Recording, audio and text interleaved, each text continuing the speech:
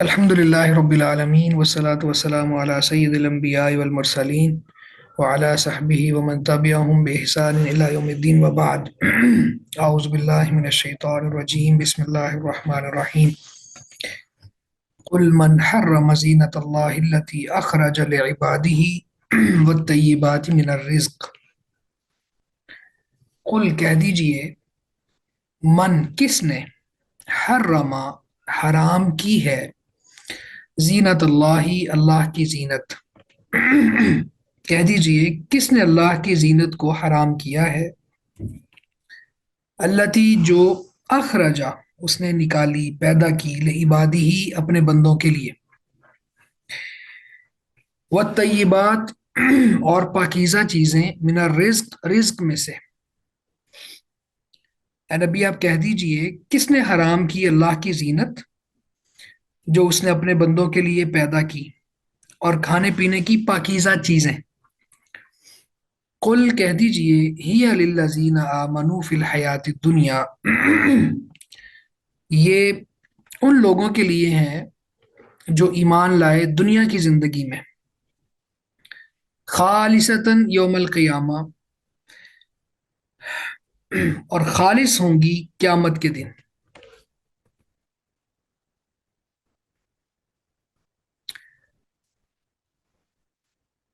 کذالک اسی طرح، نفصل الآیات، نفصل ہم کھول کر بیان کرتے ہیں، الآیات آیات کو، لقوم یعلمون اس قوم کے لیے جو جانتے ہیں. اس کا بامحاورہ ترجمہ یہ ہوگا کہ اے نبی آپ کہہ دیجئے کس نے حرام کی اللہ کی زینت جو اس نے اپنے بندوں کے لیے پیدا کی، اور کھانے پینے کی پاکیزہ چیزیں، یعنی اس کا بھی عطف ہے، اور کھانے پینے کی پاکیزہ چیزیں کس نے حرام کی جو اللہ نے اپنے بندوں کے لیے پیدا کی. کہہ دے یہ چیزیں ان لوگوں کے لیے جو ایمان لائے دنیا کی زندگی میں ہیں، اور قیامت کے دن ان کے لیے خالص ہوں گی.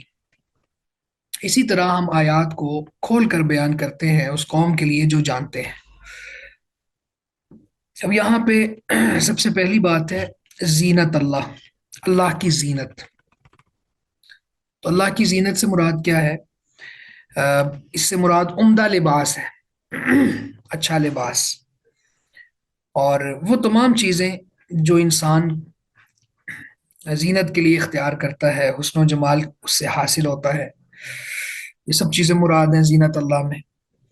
اور الطیبات سے مراد عمدہ اور لذیذ قسم کے کھانے ہیں جو اللہ تعالیٰ نے پیدا کیے ہیں.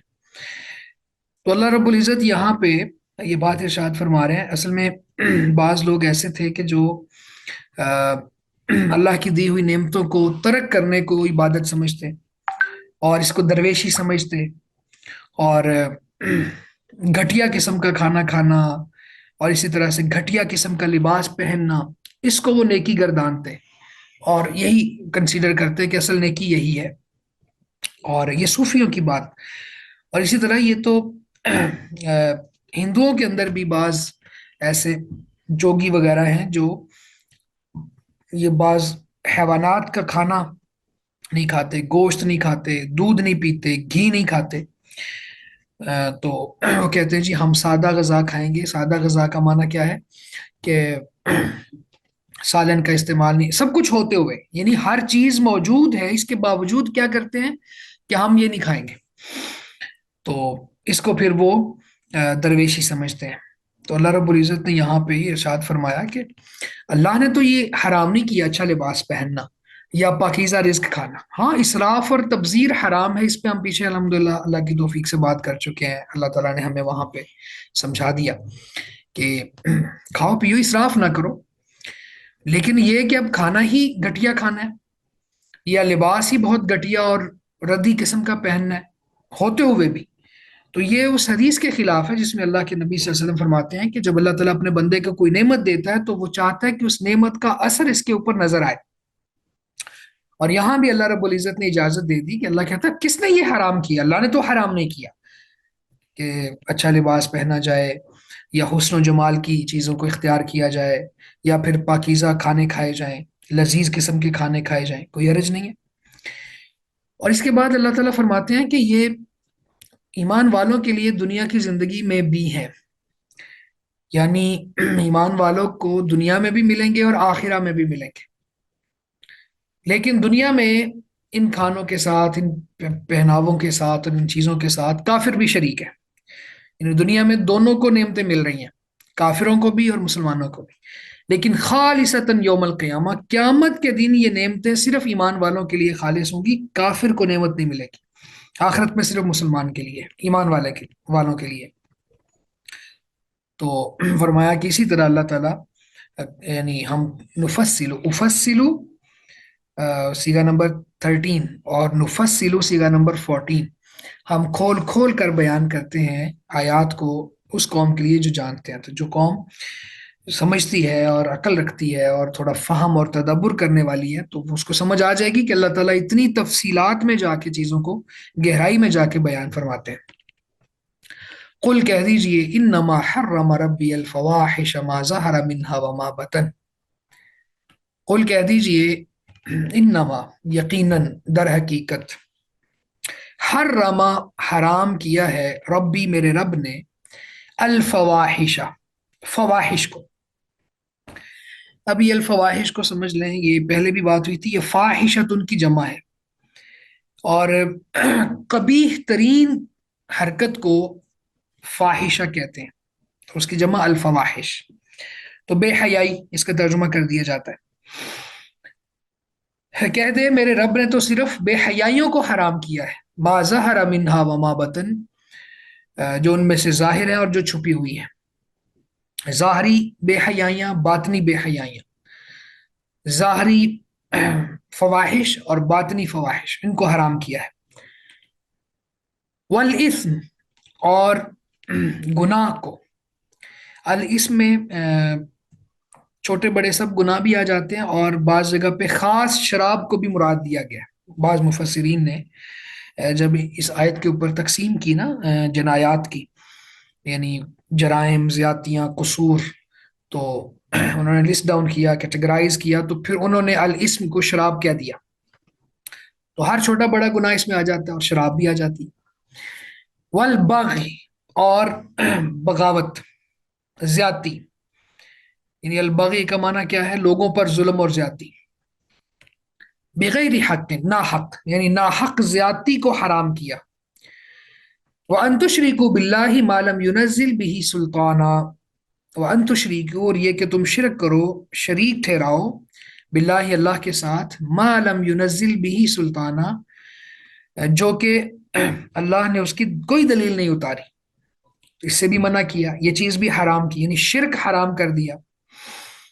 وَأَن تَقُولُوا عَلَى اللَّهِ مَا لَا تَعْلَمُونَ، اور یہ کہ تم اللہ پر وہ بات کہو جو تم نہیں جانتے، تو اللہ کی طرف کوئی بات منسوب کرنا، یہ بھی اللہ نے حرام کر دیا ہے۔ اے نبی فرما دیجئے، کہہ دیجئے،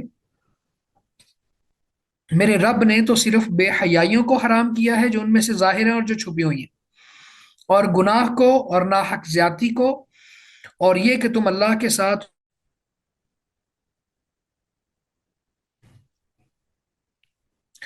میری آواز آ رہی ہے آپ کو؟ جی سر، آ رہی ہے۔ جی سر، آ رہی ہے۔ ٹھیک ہے، تو یعنی دوبارہ اس کو میں محاورہ ترجمہ کر دیتا ہوں، پھر اس کی تفصیلات میں جاتے ہیں اس آیہ مبارکہ کی انشاءاللہ۔ اے نبی آپ کہہ دیجئے، میرے رب نے تو صرف بے حیائیوں کو، الفواحش پہ ہم نے بات کر لی ہے، فاحشت ان کی جمع ہے، اور انتہائی قبیح ترین حرکت کو کہتے ہیں، کوئی بہت برا فعل، اور اس لیے پھر اس کا ترجمہ بے حیائیاں۔ کہہ دیجئے میرے رب نے تو صرف بے حیائیوں کو حرام کیا ہے جو ان میں سے ظاہر ہیں اور جو چھپی ہوئی ہیں، اور گناہ کو اور ناحق زیادتی کو، اور یہ کہ تم اللہ کے ساتھ اسے شریک ٹھہراؤ جس کی اس نے کوئی دلیل نہیں اتاری، اور یہ کہ تم اللہ پر وہ بات کہو جو تم نہیں جانتے۔ تو یہاں پہ اللہ رب العزت نے حرام چیزوں میں سے 5 اقسام بتا دی ہیں، اور باقی سارے جرم اس کے تحت آ جاتے ہیں۔ تو سب سے پہلے اللہ تعالیٰ نے یہاں پہ الفواحش، تو الفواحش नसब पर जनायत है। जनायत का माना होता है जुर्म, कसूर, ज्यादतियां, गुनाह, क्राइम के माना में आता है। तो ये जनायात के ऊपर बाकायदा चैप्टर्स कायम किए हुए हैं मुहद्दिसीन ने अपनी किताबों में, और उसमें वो अहादीस लेके आए हैं जिसके अंदर जराइम और उनकी सजाएं बयान हुई हैं। तो यहाँ पे भी बड़े बड़े जुर्म अल्लाह ताला ने बता दिए हैं। उसमें सबसे पहला जुर्म है नसब के ऊपर, यानी फवाहिश, बेहयाई, जिना वगैरह। और दूसरा है अकल के ऊपर, यानी अल इस्म का माना अगर हम ये करें कि शराब, जैसे मैंने कहा कि बाज मुफस्सिरीन ने किया है, तो गुनाह में हर छोटा बड़ा गुनाह ही आ जाता है, सारे गुनाह भी आ जाते हैं। लेकिन यहाँ पे शराब का माना हो तो फिर अकल पर जनायत, यानी ऐसी चीज जिस जो अकल को जायल कर दे। वल बग़य बिगैर हक, बिगैर हक, और इज्जत पर जनायत, ठीक है, यानी बगावत करते हुए किसी पर कोई बहतान लगा देना, या फिर जान और माल के ऊपर कोई हमला करना, ठीक है, तो वो बगावत में आ जाता है। और इसके बाद फिर दीन पर जनायत, वो क्या है? उसमें से एक ये है, उसकी दो अकसाम है आगे। एक ये है कि तौहीद में तान करना, यानी अल्लाह के साथ किसी और को शरीक बना लेना। और दूसरा यह है कि रसूलुल्लाह अल्लाह अल्लाह ताला पर कोई बात मंसूब कर देना जो अल्लाह ने नहीं कही, और इसी में रसूलुल्लाह सल्लल्लाहु अलैहि वसल्लम की तरफ बात मंसूब करने की भी तफसीलात आ जाती हैं कि क्योंकि वो भी अल्लाह के इज़न के बगैर नहीं बोलते। तो इसीलिए अल्लाह के नबी सल्लल्लाहु अलैहि वसल्लम ने फरमाया कि जो मुझ पर कोई झूठ बांधे तो अपना ठिकाना जहन्नम बना ले, फलियतबव्वा मक़अदहु मिनन नार। तो ये पांच चीजें यहाँ पे बड़े बड़े जुर्म अल्लाह ताला ने बयान कर दिए। तो अल्लाह ताला फरमाता है कि तुम हलाल चीजों को हराम कर रहे हो, मैं तुम्हें बताता हूं कि मैंने हराम क्या किया। यानी अल्लाह ने क्या हराम किया है? ये बेहयाइयों को हराम किया है, बगावतों को हराम किया है, और शराब पीना, गुनाहों को हराम किया है, और इसी तरह से अल्लाह के साथ किसी को शरीक ठहराना हराम किया है, और अल्लाह पर कोई बात मंसूब करना, झूठ बांधना, ये हराम किया है। वलिकुल्लि उम्मतिन अजल, और हर उम्मत के लिए एक वक्त है, यानी एक मुकर्रर वक्त है। फैजा जा अजलुहुम, फिर जब उनका वक्त आ जाता है, ला यस्तअखिरून साअतन वला यस्तक़दिमून। ला यस्तअखिरून, तो वो नहीं पीछे होते, साअतन एक घड़ी, वला यस्तक़दिमून, और ना वो आगे होते हैं। एक घड़ी पीछे भी नहीं होते और एक घड़ी आगे भी नहीं होते। हर उम्मत के लिए एक वक्त मुकर्रर है।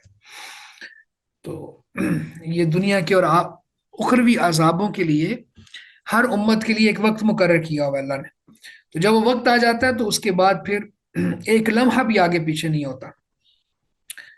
या बनी आदमा इम्मा यातियन्नकुम रुसुलुन, या बनी आदमा, ए आदम की औलाद, इम्मा, अगर कभी, यातियन्नकुम, आ जाए तुम्हारे पास, जरूर आ जाए तुम्हारे पास, रुसुलुन, रसूल, रसूल उनकी जमा है रुसुल, मिनकुम, तुम्हारे पास, यकुस्सूना अलैकुम, बयान करें तुम पर, आयाती, मेरी आयात को।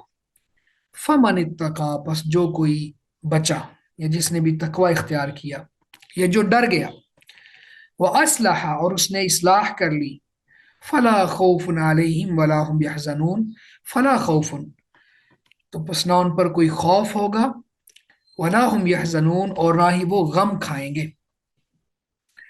ए आदम की औलाद, अगर कभी तुम्हारे पास वाकई हमारे रसूल आ जाएं, जो तुम्हारे सामने हम मेरी आयात बयान करें, या कुसूना का माना होता है बयान करना, बयान करें, तो जो शख्स डर गया और उसने इस्लाह कर ली तो उन पर ना कोई खौफ है और ना वो गम खाएंगे, या ना वो गमगीन होंगे। तो अब यहाँ पे अल्लाह रब्बुल इज़्ज़त ने आदम की औलाद को खिताब किया और फरमाया कि तुम्हारे पास रसूल आए तो फिर वो हमारी आयत पढ़ के सुनाए, तो तुमने क्या करना है? दो काम करना है। एक काम ये कि उन आयत सुनने के बाद तुमने डर जाना है, तकवा इख्तियार करना है। असल में तकवा का माना होता है डरना। और जब बंदा डरता है तो फिर छोटे बड़े गुनाहों से बचने की कोशिश करता है। तो फिर तुमने इन गुनाहों को छोड़ देना है।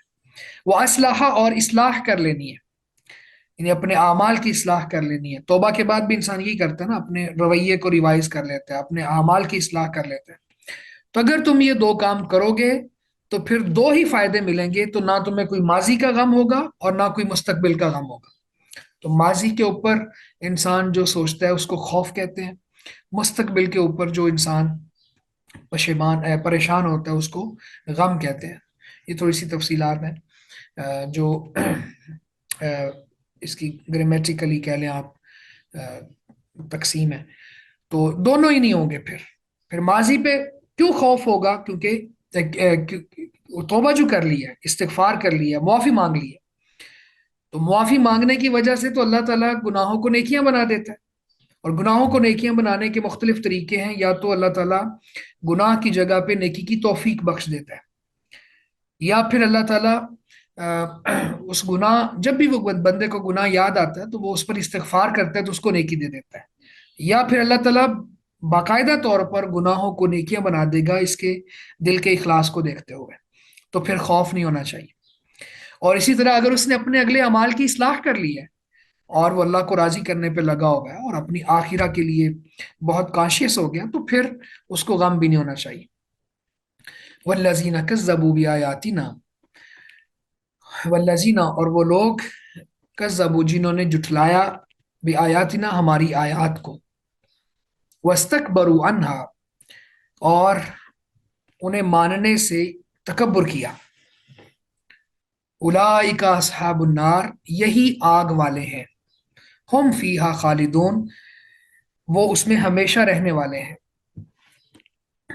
और जिन लोगों ने हमारी आयात को जुटलाया और इन्हें मानने से तकब्बुर किया, वही आग वाले हैं, वो उसमें हमेशा रहने वाले हैं। तो यहाँ पे अल्लाह रब्बुल इज्जत ने कुफार की बात बयान की कि उन्होंने हमारी आयत को जुटलाया। तो एक आयत का भी इनकार काफिर बना देता है। तो उन्होंने तो हमारी बहुत सी आयत को जुटलाया और फिर उनको मानने से तकब्बुर किया। तकब्बुर को जब हमने डिफाइन किया था नबी सल्लल्लाहु अलैहि वसल्लम की हदीस की रोशनी में, तो वो ये था, बदरुल हक व गमतुन नास, हक बात को जुटला देना और लोगों को हकीर समझना। तो ये काम किया उन्होंने। तो अल्लाह फरमाता है कि ये आग वाले हैं, अल्लाह की आयत को जुटलाने वाले और उनको मानने से तकब्बुर करने वाले, और ये हमेशा जहन्नम में रहने वाले हैं। फमन अज़लमु मिम्मन इफ्तरा अलल्लाहि कज़िबन औ कज़्ज़ब बिआयातिही। फमन अज़लमु, फिर कौन बड़ा जालिम है, मिम्मन, उससे, इफ्तरा अलल्लाहि कज़िबन, जिसने अल्लाह पर झूठ बांधा, औ कज़्ज़ब बिआयातिही, ये उसकी आयत को जुटलाया। फिर उससे बड़ा जालिम कौन है जो अल्लाह पर झूठ बांधे या उसकी आयत को जुटलाए। उलाइका यनालुहुम नसीबुहुम मिनल किताब, उलाइका ये वो लोग हैं, यनालुहुम उनको पहुंचेगा, नसीबुहुम उनका हिस्सा, मिनल किताब किताब से। ये वो लोग हैं जिन्हें लिखे हुए में से उनका हिस्सा मिलेगा। हत्ता इजा जाअतहुम रुसुलुना, यहाँ तक कि जब उनके पास हमारे फरिश्ते आएंगे, यतवफ़ौनहुम, वो उनको फौत कर रहे होंगे, यानी उनकी रूह कब्ज करेंगे। कालू, वो कहेंगे, अईना मा कुंतुम, कहाँ, अईना मा कुंतुम, कहाँ है वो, तदऊन मिन दुनिल्लाहि, जिन्हें तुम अल्लाह के सिवा पुकारा करते थे। यहाँ तक कि जब उनके पास हमारे फरिश्ते आएंगे, भेजे हुए फरिश्ते आएंगे जो उन्हें कब्ज करेंगे, उन्हें फौत करेंगे, तो कहेंगे कहाँ है वो जिन्हें तुम अल्लाह के सिवा पुकारते थे।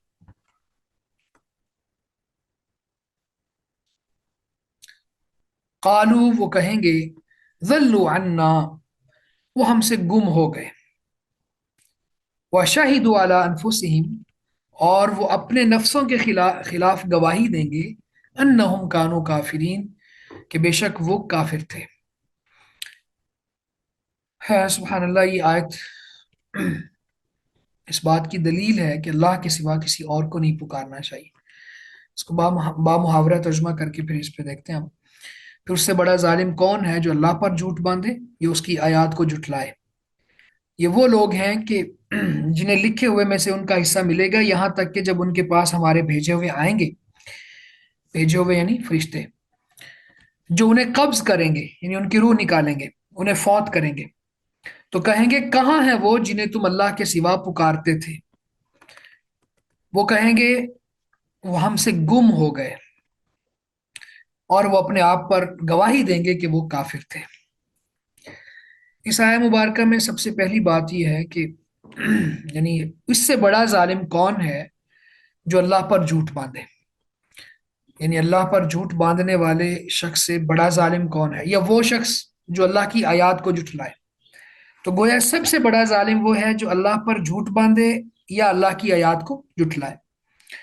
تو اسی طرح اس میں وہ لوگ بھی آ جاتے ہیں جو جھوٹی نبوت کا دعویٰ کرتے ہیں یا اللہ کا شریک بناتے ہیں، اور اسی طرح وہ لوگ بھی آ جاتے ہیں کہ جو اللہ کی کتاب کا انکار کرتے ہیں، قرآن کا انکار کرتے ہیں کہ یہ اللہ کی کتاب ہے، یہ لوگ بھی آ جاتے ہیں۔ یا پھر نبی صلی اللہ علیہ وسلم کی نبوت کے منکر ہیں، کیونکہ نبوت اللہ کی بہت بڑی نشانی ہے، تو وہ نشانی کا انکار کرتے ہیں، تو یہ سب لوگ اس میں شامل ہیں۔ تو اللہ فرماتا ہے کہ یہ وہ لوگ ہیں کہ جن کا جو اللہ نے لوح محفوظ میں حصہ لکھا ہوا ہے کہ ان کو اتنی عمر ملے گی، اتنا رزق ملے گا، یا خوشی غمی ملے گی دنیا میں، وہ ان کو ملے گا۔ یعنی یہ ظلم کریں، بدکاری کریں، کفر کریں، شرک کریں، مسلمانوں کے علاقوں پہ قبضہ کریں، بمباری کریں، اس کے باوجود ان کو ان کا جو لکھا ہوا حصہ ہے دنیا میں وہ ملے گا۔ لیکن پھر وہ وقت آئے گا جب فرشتے ان کی روح قبض کریں گے، تو وہ انہیں ڈانٹتے ہوئے کہیں گے کہ جنہیں تم اللہ کے سوا پکارتے تھے وہ کہاں ہیں؟ تو اس وقت وہ پھر کہیں گے کہ وہ ہم سے گم ہو گئے، اور پھر اپنے آپ پر گواہی دیں گے، کیونکہ اب ان کی آنکھیں کھل جائیں گی نا، اذا ماتوا انتبہ ہو، اب وہ متنبع ہو جائیں گے، ان کی آنکھیں کھل جائیں گی کہ ہمارا تو یہ نظریہ ہی غلط تھا، یہ تو کفر پر مبنی تھا، شرک پر مبنی تھا، ساری زندگی جس نظریے کو یہ جسٹیفائی کرتے رہے اور اس نظریے کی بنیاد پہ مختلف مسالک انہوں نے گھڑے ہوئے تھے، اور لوگوں کو گمراہ کرنے کے لیے، اپنی دکانیں چمکانے کے لیے اللہ کے علاوہ اور معبود بنائے ہوئے تھے، اور جن کو یہ پکارتے تھے، جب مریں گے، مرنے کے وقت یہ کہیں گے کہ وہ ہم سے گم ہو گئے، اور اپنے اوپر گواہی دیں گے کہ ہم کافر تھے، ہم تو کفر کر رہے تھے۔ تو یہاں پہ یہ جو آیت ہے یہ واضح طور پر یہ بات بتا رہی ہے کہ اللہ کے علاوہ کسی اور کو پکارنا یہ کفر ہے، یہ شرک ہے۔ اللہ کے علاوہ کسی اور سے مدد مانگنا یہ بھی شرک ہے، یہ بھی کفر ہے۔ اور قیامت والے دن تو خاص طور پہ جن کو یہ پکارتے تھے وہ لا تعلقی کا اظہار کریں گے اور ان کو منہ نہیں لگائیں گے، اور اللہ تعالیٰ نے یہ سارے مکالمے، مذاکرے، یہ سب چیزیں بیان کی ہیں بڑی وضاحت کے ساتھ۔ تو یہ موت کے وقت بھی یہ بیان بازیاں کریں گے اور بدل لیں گے، کہیں گے کہ ہم سے گم ہو گئے۔ سبحان اللہ، آپ ذرا یہ دیکھیں کہ اللہ کے علاوہ کسی کو بھی پکارنا، کوئی نبی کیوں نہ ہو، کوئی ولی کیوں نہ ہو، کوئی حجر شجر کیوں نہ ہو، کوئی فرشتہ ہی کیوں نہ ہو، تو یہ مدد کے لیے پکارنا، استغاثہ کرنا، یا کسی کو مشکل کشا سمجھنا، ٹھیک ہے، اسی طرح اسباب کے بغیر کسی سے تعاون لینا، مدد مانگنا، ٹھیک ہے۔ اسباب کے بغیر کا معنی کیا ہے کہ ایک شخص فوت ہو چکا ہے اور اس کے بعد پھر اس کے نام پہ دکانیں بنائی ہوئی ہیں اور یہ ابھی بھی مدد کرتا ہے، ٹھیک ہے، اس کے پاس اسباب نہیں ہے، اور اس کو پھر اسباب والی شخصیت کے ساتھ موازنہ کر کے لوگوں کو گمراہ کرنا کہ دیکھو تمہیں جب کوئی ضرورت ہوتی ہے کسی سے مدد مانگتے ہو کہ نہیں مانگتے، پیسوں کی ضرورت ہوتی ہے تو کسی سے پیسے لے لیتے ہو، یا کوئی اور مشقت ہوتی ہے تو کسی سے مدد مانگ لیتے ہو، تو جب ہم مدد مانگتے ہیں تو پھر تم کیوں کہتے ہو کہ یہ شرک ہے؟ تو بھائی ہم اس لیے کہتے ہیں کیونکہ اس کے پاس اسباب موجود ہے، یہ پیسے دے سکتا ہے، اور یہ اتنا تعاون لینا یہ شرعی تعاون ہے، اور یہ اللہ کے نبی صلی اللہ علیہ وسلم بھی لیتے تھے، صحابہ کرام بھی آپس میں باہم تعاون کرتے تھے۔ لیکن مرنے کے بعد کسی صحابی نے نہ نبی کو مشکل کے حل کے لیے پکارا، نہ کسی فرشتے کو پکارا، نہ ہی جنات کو پکارا، کسی کو نہیں پکارا۔ تو اسباب کے بغیر جو تم تعاون اور مدد کی بات کرتے ہو اور یہ کہتے ہو کہ माज़अल्लाह मरने के बावजूद, इस दुनिया से जाने के बावजूद भी अ, हमारा इस्तिगासा करती हैं बाज़ हस्तियां, तो ये शिरक है। और रसूलुल्लाह सल्लल्लाहु अलैहि वसल्लम को भी पुकारना, या अली रजी अल्लाह तआला अन्हु को पुकारना, शेख अब्दुल कादिर जिलानी रहमहुल्लाह को पुकारना, तो ये अ, आयत हमें बताती है कि अल्लाह के अलावा किसी और को पुकारना ये शिरक है।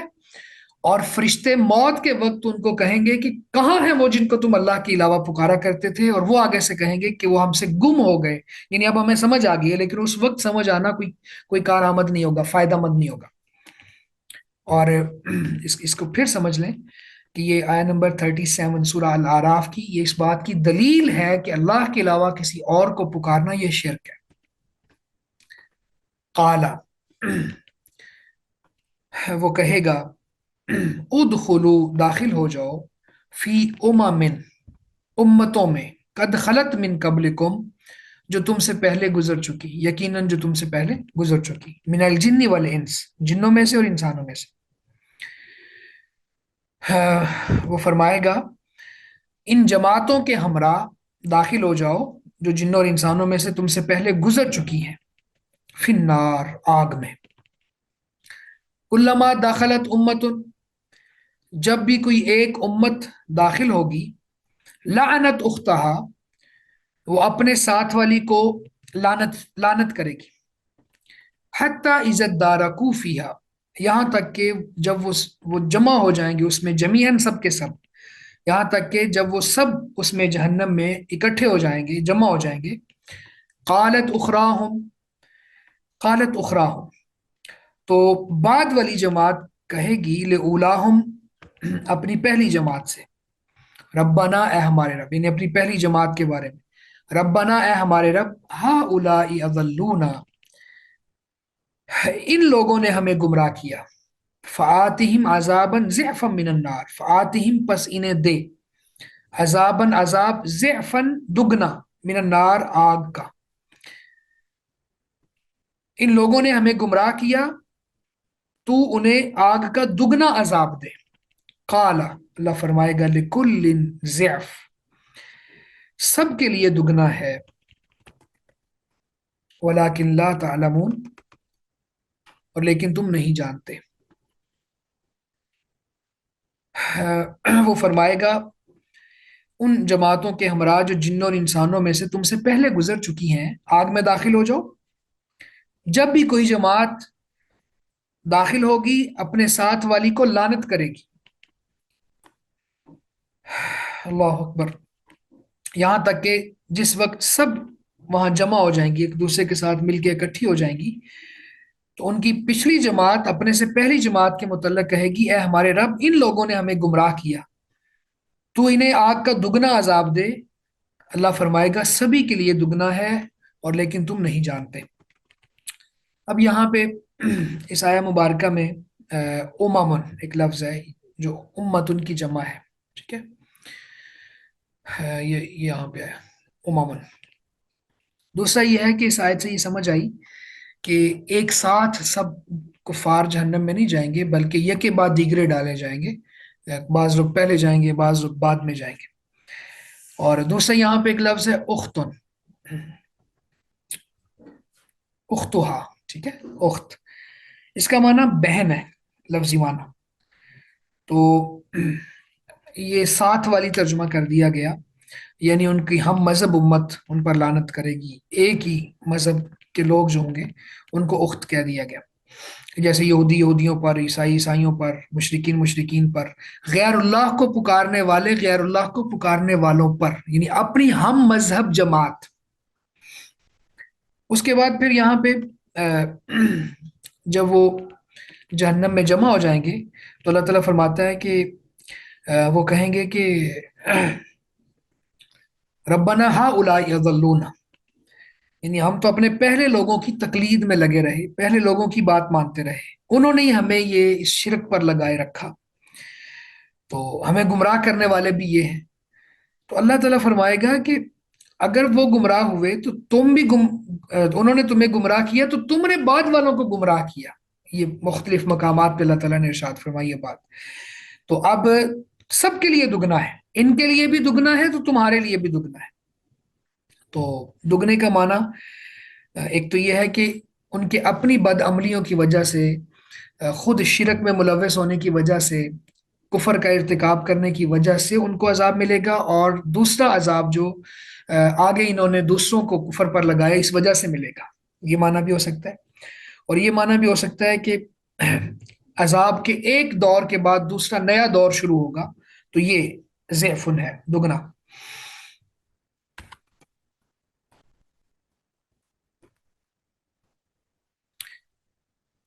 وقالت اولاہم لاخراہم، وقالت اور کہے گی، اولاہم ان کی پہلی جماعت، لاخراہم ان کی بعد والی جماعت سے، فما کان لکم علینا من فضل، فما کان لکم پس نہیں ہے تمہارے لیے، علینا ہمارے اوپر، من فضل کوئی برتری، کوئی فضل، کوئی فضیلت، فذوقوا العذاب تو چکھو عذاب کو، بما کنتم تکسبون اس بدلے میں جو تم کمایا کرتے تھے۔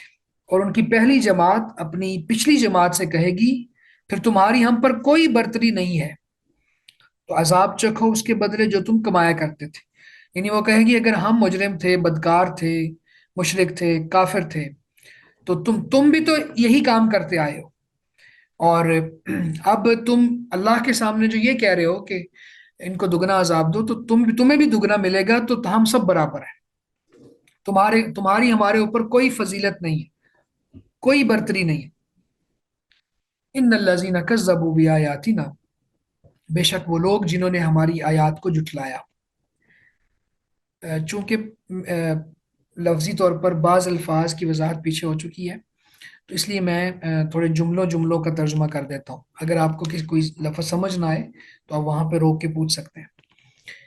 ویسے تو یہ اس طرح بھی کیا جا سکتا ہے، ان نہ بے شک اللہ زینہ وہ لوگ جنہوں نے کذبوا جھٹلایا بھی آیاتنا ہماری آیات کو، لیکن یہ آیت چونکہ بار بار ریپیٹ ہو چکی ہے اس طرح کی، تو ان الذین کذبوا بآیاتنا بے شک جن لوگوں نے ہماری آیات کو جھٹلایا، واستکبروا عنہا اور انہیں قبول کرنے سے تکبر کیا، ان سے تکبر کیا یعنی ان کو قبول کرنے سے تکبر کیا، لا تفتح لہم لا تفتح نہیں کھولے جائیں گے، لہم ان کے لیے، ابواب السمائی آسمان کے دروازے، ولا يدخلون الجنت اور نہ وہ داخل ہوں گے جنت میں، حتی یہاں تک کہ یلیجا داخل ہو جائے، الجمل اونٹ، فی میں سم الخیاط، الخیاط کہتے ہیں سوئی کو، نیڈل، سم کہتے ہیں اس کا جو کنارہ ہوتا ہے جس کے اوپر سوراخ ہوتا ہے جہاں دھاگا ڈالا جاتا ہے، سوئی کے کنارے میں، سوئی کے ناکے میں، وَكَذَلِكَ اور اسی طرح نجزی المجرمین ہم مجرموں کو بدلہ دیتے ہیں۔ بے شک جن لوگوں نے ہماری آیات کو جھٹلایا اور انہیں قبول کرنے سے تکبر کیا، ان کے لیے نہ آسمان کے دروازے کھولے جائیں گے اور نہ وہ جنت میں داخل ہوں گے، یہاں تک کہ اونٹ سوئی کے ناکے میں داخل ہو جائے، اور اسی طرح ہم مجرموں کو بدلہ دیتے ہیں۔ اب یہاں پہ اس آیا مبارکہ سے سمجھ آئی کہ آسمان کے دروازے بھی ہیں، تو اعمال اوپر جاتے ہیں، دعائیں اوپر جاتی ہیں، اور مرنے کے بعد انسانوں کی روحیں اوپر جاتی ہیں، اور مومن کی روح جب اوپر جاتی ہے تو آسمان کا دروازہ کھٹکھٹایا جاتا ہے، اور آگے سے سوال ہوتا ہے کہ یہ کون ہے، تو پھر جس طرح دنیا میں اس کا نام لیا جاتا تھا فلاں بن فلاں، تو ایسے ہی وہاں پہ فرشتہ بتاتا ہے کہ یہ فلاں بن فلاں ہے، اور اس کے لیے جنت کا آسمان کا دروازہ کھول دیا جاتا ہے۔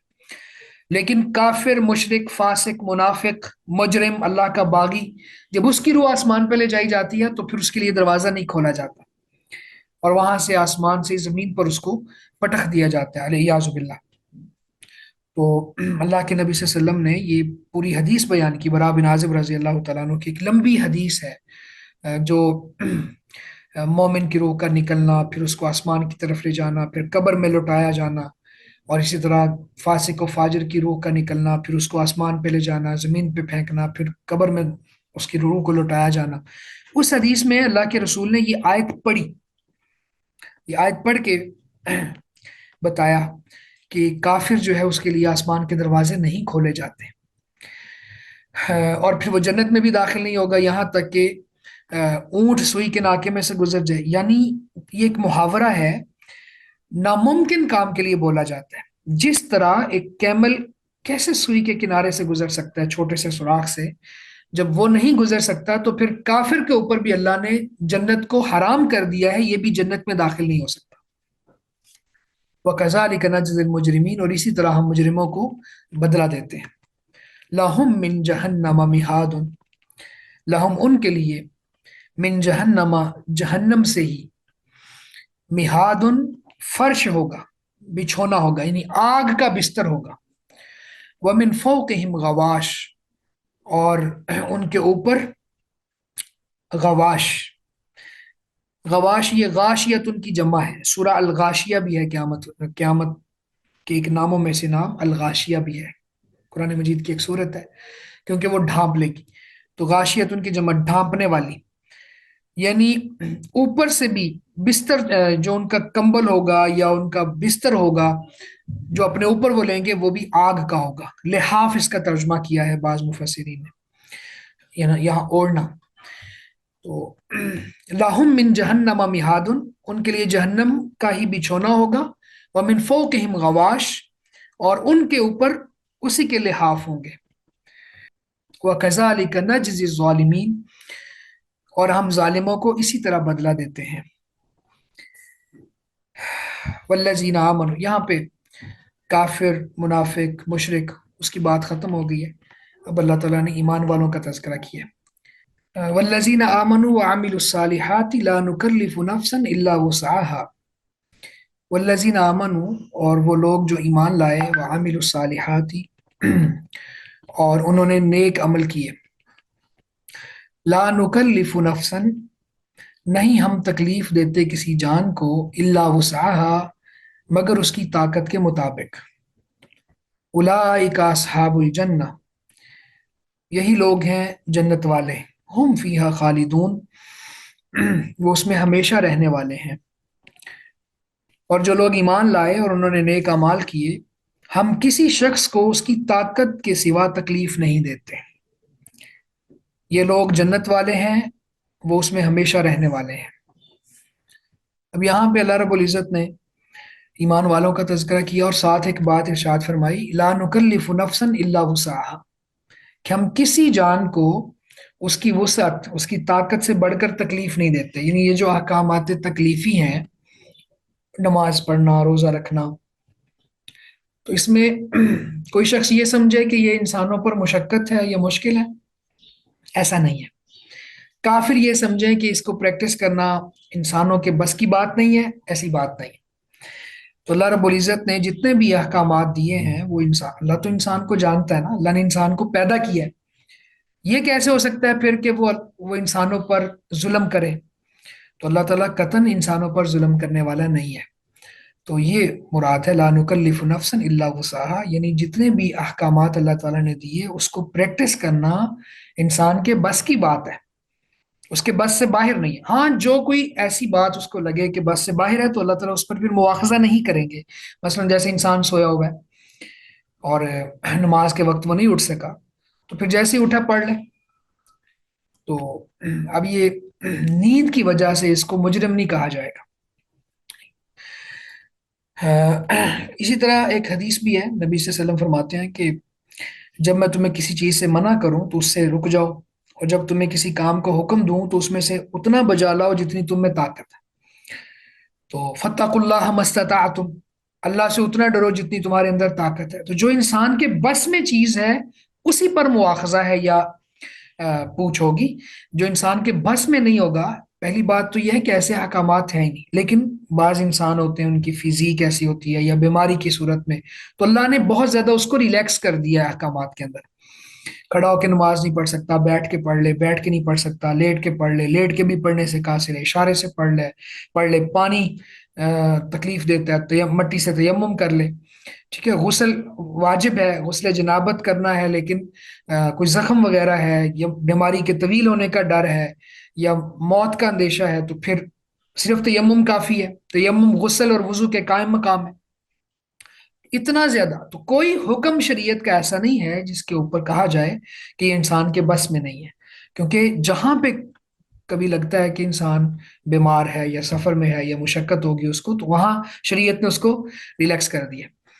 تو جو لوگ ایمان لائے اور انہوں نے نیک اعمال کیے، اور یہ جملہ معترضہ ہے درمیان میں کہ ان کے لیے مشکل نہیں تھا نیک اعمال بجا لانا، ہاں اللہ تعالیٰ ان کی قدر کرنے والا ہے، انہوں نے نیک اعمال کو پریکٹس کیا ہے، تو لیکن اللہ کا یہ ضابطہ اور قانون ہے کہ وہ بندوں پر مشقت نہیں ڈالتا۔ اولئک اصحاب الجنہ، یہی لوگ ہیں جو جنت والے ہیں، ہم فیہا خالدون، اس میں ہمیشہ رہیں گے، رہنے والے ہیں۔ وَنَزَعْنَا مَا فِي صُدُورِهِم مِّن غِلٍّ، وَنَزَعْنَا، اور ہم کھینچ دیں گے۔ نزعنا کا معنی ہوتا ہے جیسے ہم کہتے ہیں نزع کا عالم، تو چونکہ روح نکال رہے ہوتے ہیں فرشتے تو نزع کا عالم، تو نزعنا کا معنی ہوتا ہے کھینچ کر نکالنا، تو ہم نکال دیں گے ما فی صدورہم، جو ان کے دلوں میں ہے، جو ان کے سینوں میں ہے، من غل، کوئی کینہ وغیرہ، جو بھی کینہ ہوگا، تجری من تحتہم الانہار، ان کے نیچے نہریں بہتی ہوں گی، وقالو، اور وہ کہیں گے الحمدللہ، سب تعریف اللہ کے لیے ہے، الذی، وہ ذات، ہدانا، جس نے ہمیں ہدایت دی، لہٰذا اس کی، وما کننا لنہتدی، اور نہ تھے ہم کہ ہدایت پاتے، لولا ان ہدان اللہ، اگر یہ نہ ہوتا کہ اللہ ہمیں ہدایت دیتا، اگر اللہ ہمیں ہدایت نہ دیتا تو ہم ہدایت نہیں پا سکتے تھے۔ لقد جاءت الرسل ربنا بالحق، یقیناً آئے ہمارے رب کے رسول حق کے ساتھ، بلا شبہ ہمارے رب کے رسول حق کے ساتھ آئے، ونودو، اور وہ آواز دیے جائیں گے، یہ مجہول کا صیغہ ہے، اور انہیں آواز دی جائے گی، ان، یہ کہ تلکم الجنہ، یہ جنت ہے، سبحان اللہ، اورثتموہا، تم وارث بنائے گئے ہو اس کا، بما کنتم تعملون، اس وجہ سے جو تم عمل کرتے تھے۔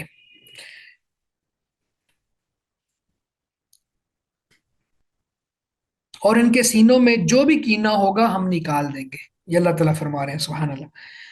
ان کے نیچے سے نہریں بہتی ہوں گی، اور وہ کہیں گے سب تعریف اللہ کی ہے جس نے ہمیں اس کی ہدایت دی، اور ہم کبھی نہ تھے ہدایت پاتے اگر یہ نہ ہوتا کہ اللہ ہمیں ہدایت دیتا، کہ اللہ نے ہمیں ہدایت دی ہوتی۔ یقیناً بلا شبہ ہمارے رب کے رسول حق لے کر آئے، اور انہیں آواز دی جائے گی کہ یہی وہ جنت ہے جس کے تم وارث بنائے گئے ہو،